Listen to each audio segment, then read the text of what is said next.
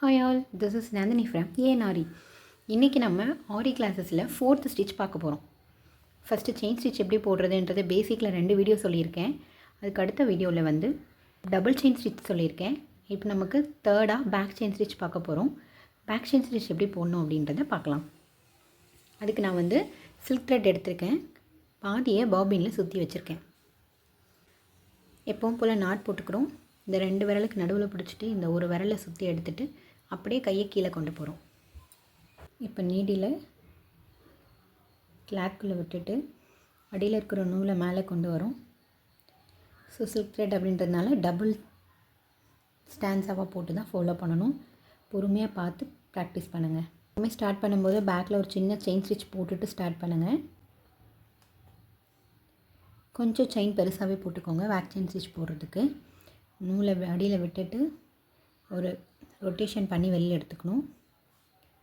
பக்கத்தில் குட்டியாக ஒரு செயின் ஸ்டிச் போடணும். பேக் செயின் போடுறதுக்கு ஃபஸ்ட்டு ஒரு பெரிய செயின் போட்டுட்டு பக்கத்தில் ஒரு குட்டியாக ஒரு செயின் ஸ்டிச் போட்டுட்டு அகைன் அதுக்கு பின்னாடி மறுபடியும் ஒரு செயின். புரியுதுங்களா? ஃபஸ்ட்டு பெருசாக ஒரு செயின் ஸ்டிச் போட்டுக்கணும். அதுக்கு பக்கத்தில் சின்னதாக ஒரு செயின் ஸ்டிச் போட்டுட்டு அப்படியே திருப்பி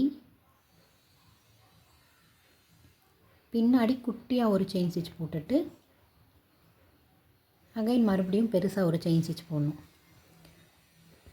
பக்கத்தில் குட்டியாக ஒரு செயின் ஸ்டிச், மறுபடியும் பின்னாடி பக்கம் திருப்பி ஒரு சின்ன செயின் ஸ்டிச், அப்புறம் பெருசாக ஒரு செயின் ஸ்டிச், பக்கத்தில் ஒரு குட்டி ஒரு செயின் ஸ்டிச், அப்படியே பின்னாடி திருப்பி ஒரு குட்டி செயின் ஸ்டிச், அப்புறம் பெருசாக ஒரு செயின் ஸ்டிச். அதுக்கு பக்கத்தில் சின்னதாக ஒரு செயின் ஸ்டிச் போடணும். அப்படியே திருப்பி பின்னாடி ஒரு செயின் ஸ்டிச் போடணும். அகைன் பெருசாக ஒரு செயின் ஸ்டிச் போடணும். பக்கத்தில் ஒரு குட்டியாக ஒரு செயின் ஸ்டிச், அப்படியே பின்னாடி திருப்பி ஒரு சின்ன செயின் ஸ்டிச். அகைன் லென்த்தாக ஒரு செயின் ஸ்டிச் போடணும். பக்கத்தில் குட்டியாக ஒரு செயின் ஸ்டிச் போடணும். அப்படியே பின்னாடி திருப்பி ஒரு செயின் ஸ்டிச். லென்த்தாக ஒரு செயின் ஸ்டிச் போடணும். அதுக்கு பக்கத்தில் சின்னதாக ஒரு செயின் ஸ்டிச் போடணும். சின்னதாக ஒரு செயின் ஸ்டிச் போடணும். அப்படியே திருப்பி நம்ம போட்ட செயின் ஸ்டிச்சுக்கு பின்னாடி ஒரு சின்ன செயின் ஸ்டிச். அகைன் ஒரு செயின் ஸ்டிச் போடணும். பக்கத்தில் குட்டியாக ஒரு செயின் ஸ்டிச் போடணும். அப்படியே பின்னாடி திருப்பி ஒரு சின்ன செயின் ஸ்டிச் போட்டுட்டு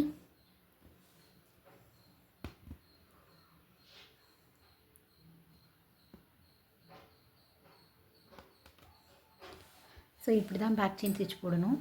நம்ம போட்டிருக்க செயின் ஸ்டிச்சில் இந்த சென்டரில் மட்டும் ஒரு மாதிரி முடிச்சு போட்ட மாதிரி இருக்கும்.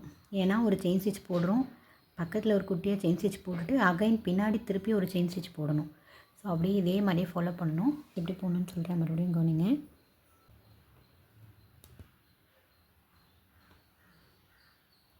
செயின் ஸ்டிச் போட்டுட்டு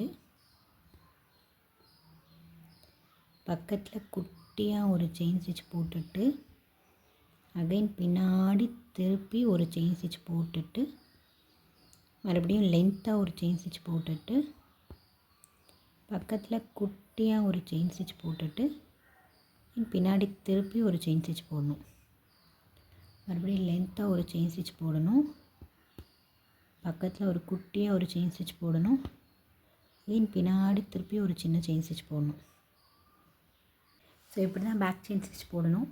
பேக் செயின் ஸ்டிச் வந்து பொறுமையாக ப்ராக்டிஸ் பண்ணுங்கள். ரொம்ப ஈஸியான ஸ்டிச்சு. ஒரு செயின் ஸ்டிச், பக்கத்தில் ஒரு குட்டி செயின் ஸ்டிச், திருப்பி பின்னாடி ஒரு செயின் ஸ்டிச். ஸோ ரொம்ப ஈஸியாக இருக்கும். நீங்கள் இதுக்கு இந்த ஷேப்பில் ப்ராக்டிஸ் பண்ணி பாருங்கள். பேக் செயின் ஸ்டிச்சில் ஏதாவது டவுட் இருந்துச்சுன்னா மறக்காமல் கமெண்ட் பண்ணுங்கள். சேனலை சப்ஸ்கிரைப் பண்ணிக்கோங்க, லைக் பண்ணுங்கள், ஷேர் பண்ணுங்கள். தேங்க்யூ.